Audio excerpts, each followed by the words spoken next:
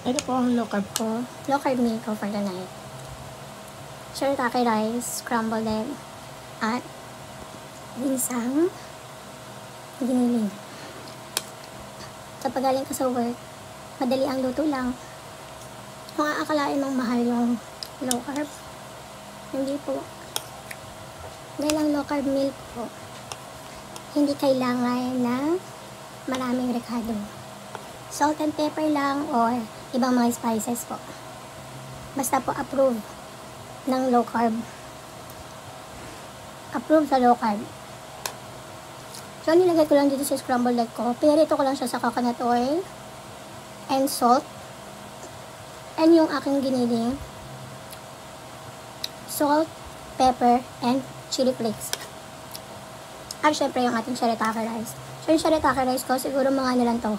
1/3 cup. Itong giniling ko, nabili ko lang to sa halagang 50 pesos. Ganyan na siya karami. At itong egg ko, 2 piraso lang na organic egg. Pwede naman din yung regular egg na ginagamit natin. Siguro niluto ko lang siya ng mga... Sa una kasi, binabad ko muna yung aking shirataki rice. Then, habang nakababad siya, nagprito na ako ng itlog. So, ang itlog natin, siguro mga... Ano lang to? Mga 30 seconds lang to. And then, ito ano natin, giniling.